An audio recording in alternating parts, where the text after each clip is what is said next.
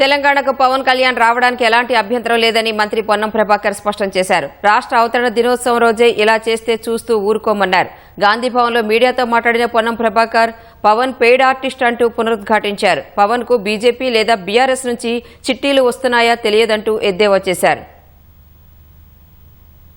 12 సంవత్సరాల్లో ఎవరం కూడా ఆంధ్రప్రదేశ్కు సంబంధించిన వాళ్ళు ఇక్కడ ఉండొద్దనో వ్యాపారాలు చేయొద్దనో అమెరికా వాళ్ళు ఇన్వెస్ట్మెంట్స్ చేస్తున్నారు. ఇక్కడికి ఆంధ్రప్రదేశ్ పెట్టుబడి ఎందుకు పెట్టేస్తారు? మీరు అంటారు కావచ్చు తెలంగాణ పెట్టుబడులు ఆంధ్రకు రావద్దని.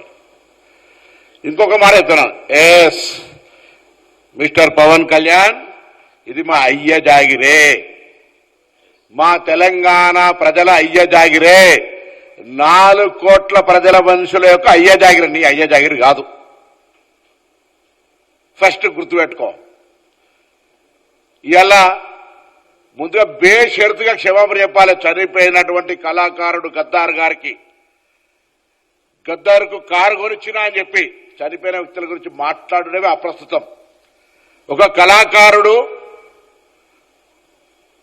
ఒక భావజ్వాల వ్యాప్తికి సంబంధించిన వ్యక్తి చనిపోయి అమరుడై అతన్ని మేము ఈరోజు తెలంగాణ ఉద్యమానికి సంబంధించినటువంటి ప్రజాస్వామికవాదిగా ఆయనను గౌరవించుకునే సందర్భంలో ఆయన కారు కొట్టించిన అని చెప్పి ఈరోజు నేను తెలంగాణలో ఉన్నటువంటి అన్ని దళిత వర్గాలు ఒకసారి ఆలోచన చేయాలి. ఆయన అహంకారం ఇయ్యాల కూడా మేము ఏ అహంకారానికి వ్యతిరేకంగానైతే పోరాడినామో, ఏ దురహంకారం అయితే మా మీద ఆధిపత్యం చెలాయించదనుకున్నామో అదే దురహంకారము, అదే ఆధిపత్యంతో ఇలా మాట్లాడుతూ ఉన్నాడు. ఇది పాకిస్తానా ఇండియా అని వల్ల మాట్లాడుతూ ఉన్నాడు పాస్పోర్ట్ తీసుకోవాలని.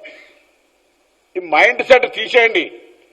ఆయన శాసనసభలు ఉన్నారు, ఇలా పార్లమెంట్ గురించి ఐడియా లేదు. నేను పార్లమెంటు తెలంగాణ బిల్ అయ్యే సందర్భంలో ప్రత్యక్ష సాక్షి.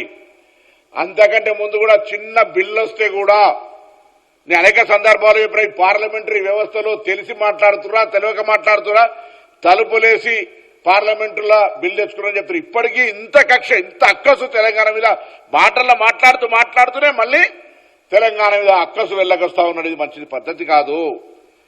నేను తెలంగాణ మీద ప్రేమ ఉంది అంటుండు, తెలంగాణ మద్దతుగా నన్ను మాట్లాడినరా? తెలంగాణ అమరవీరులు చనిపోతుంటే వాళ్ళకి ఎప్పుడైనా నువ్వు సంఘీభావం అరే ధైర్యంగా ఉండండి తెలంగాణ పోరాడి తెచ్చుకోవాలని చెప్పినావా? అవహేళన చేసినావు. తెలంగాణ ఏర్పడితే 11 రోజులు అన్నం తినలేదని చెప్పినటువంటి వాడివి. తెలంగాణ ఏర్పాటును అవమానించినటువంటి వ్యక్తివి. ఇలా మీరు మాట్లాడితే ఎట్లా?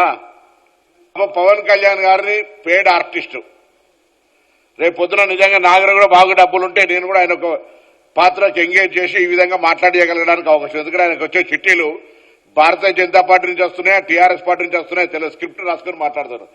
భావజ్వాల వ్యాప్తి ఉంటే, తెలంగాణ నరాన గుండెల్లో ఉంటే నేను ఎవరిని అవమానిస్తాను? ఆంధ్రప్రదేశ్ ప్రజలను కూడా.